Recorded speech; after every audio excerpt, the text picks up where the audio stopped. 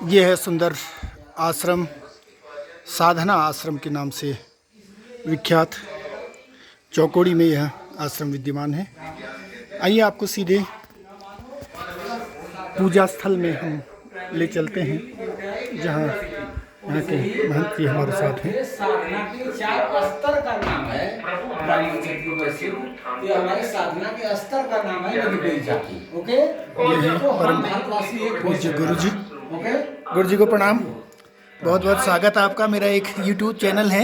मैं ज़रूर चाहूँगा कि इसके माध्यम से लोग, हमारे हजारों दर्शक इसको देखते हैं, तो आपकी बात वहाँ तक पहुँचे। बहुत बढ़िया। मुझे जानकारी जहाँ तक है 1960 में ये पुनर्निर्माण का कार्य यहाँ शुरू हुआ।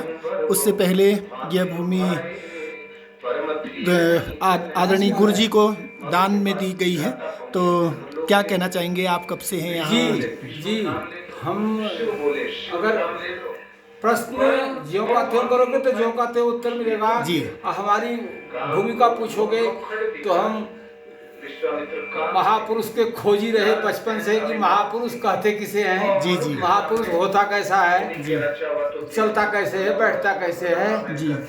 तो माता पिता तो अनभिज्ञ थे, तो हमने माता पिता से आज्ञा लेके बीए पास करने के बाद आज्ञा लेके चल दिए पूरे भारत में खोजने महापुरुष कैसा होता। बिना महापुरुष मिले भगवान की प्राप्ति नहीं होती। तो बहुत टहलते घूमते इधर उधर महाराज के पास आए, स्वामी अग्रवाल महाराज के पास। तो 6 महीने के अंतराल में मेरे अंग में चारों तरफ नीचे से ऊपर तक फड़कन शुरू हो गई। तो हम गए महाराज के पास। महाराज ये चारों नीचे से लेके अंगूठे से लेके खोपड़ी तक तड़ फड़क रहा। तो बोले बेटा अब भजन जागृत हो गया। भजन एक पावर है, भजन एक पावर है। राम राम ओम ओम कहना भजन पाने का ये प्रवेश करने का तरीका है। राम राम ओम ओम शिव शिव, या 3 में से कोई एक कहो। आप तीनों का मतलब है, वाटर कहो, जल कहो, पानी कहो। तो जब धड़कन फड़कन शुरू हो गई तो फड़कन बताती है कि भगवान क्या कह रहे हैं तुमसे। तो अंग क्यों फड़कते हैं, क्या कहते हैं, इसकी एक पुस्तक है महाराज के दरबार में, गुरु महाराज के। वह पुस्तक से मानव का चित्र बनाया हुआ है। फिर उस चित्र पर यहाँ फड़का तो तीर का निशान बनाया, 22 नंबर तीर। तो 22 नंबर का उसमें दोहा चौपाई दिया गया। उसका अर्थ दिया गया कि इस प्रकार से अब तुम अपने विचार को बदलो, इस प्रकार से रहो।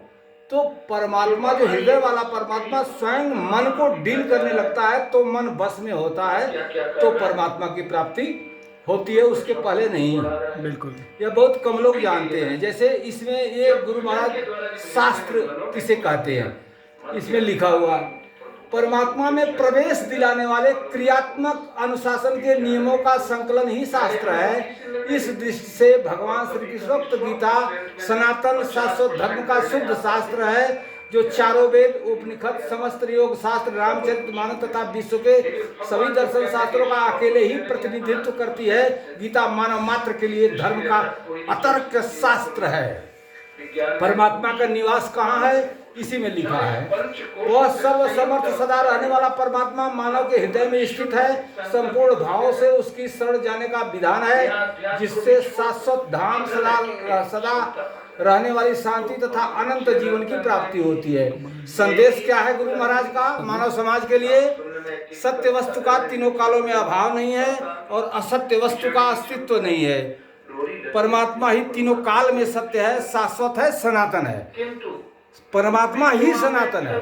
इसकी जानकारी जब हमें हो जाती है अंग फड़कन के द्वारा, तो हम सनातन धर्मी हैं। नहीं तो कह रहे हैं कि सनातन धर्मी है, लेकिन सनातन किसे कहते हैं? जो हृदयस्थ आत्मा जब आपके मन को डील करने लगे, हृदयस्थ आत्मा आपके मन को, तब हम सनातन धर्मी प्योर हैं। तब हमसे अत्याचार, अनाचार, दुराचार नहीं होगा। नहीं तो उसके पहले हम कामी क्रोधी लोभी लालची हैं, आप भी हो, सब है।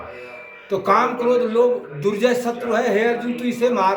अर्थात हमारा आध्यात्मिक ग्रंथ अपने ही काम क्रोध लोभ को मारने का आदेश दे रहा है। इसी को मुसलमानों के पुस्तक में जिहाद लिखा हुआ है। जिहाद माने युद्ध होता है। इसमें भी युद्ध का एक श्लोक है, हत्वा वा प्राप्त स्वर्गम जित्वा वा भोक्ष्यसे महीम तस्मादुत्तिष्ठ कौन्तेय युद्धाय कृत निश्चय।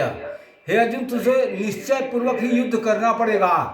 लेकिन युद्ध करने के लिए ये कहते हैं कि एकांत देश का सेवन कर, मेरा ध्यान कर, महापुरुष का ध्यान कर। तो जब हम एकांत देश में सेवन करेंगे, महापुरुष का ध्यान करेंगे, तो हमारी मानसिक प्रवृत्ति बचपन से जो कुछ देखती सुनती आई वहां भटकेगी जाएगी।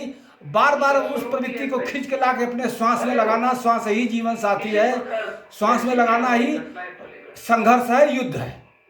अर्थात गीता हमारी आंतरिक युद्ध की मांग करती है। मुसलमानों के पुस्तक में भी लिखा हुआ है कि अपने नफ्स को मारो, अपने नफ्स से जिहाद करो, अर्थात इंद्रियों से जिहाद करो। जो तुम्हारी इंद्रियां बहिर्मुखी हैं वह अंतर्मुखी हो जाए, अल्लाह खुदा को प्राप्त करें, अंतर्मुखी हो जाए। यह युद्ध है, न कि किसी को मारना काटना युद्ध। उसमें अरबी में है वह पुस्तक कुरान, जिसमें लिखा है अपने नफ्स को मारो, अर्थात अपने इंद्रियों पर विजय प्राप्त करो, इनको जीतो, न कि किसी का गला काटो। लेकिन ये जिहाद का अर्थ नहीं समझ पा रहे हैं, क्योंकि ये वर्तमान गुरु के पास तो इनको जाना नहीं है। इनको तो जो गुजर गए हैं मोहम्मद पैगंबर, ये तो उनको ही मानते हैं, लेकिन उनके कही हुई बातों पर कहाँ खरे उतरते हैं। अगर उनकी कही हुई बातों पर खरे उतरे तो क्या होगा? तो वर्तमान महापुरुष के पास इनको जाना ही पड़ेगा।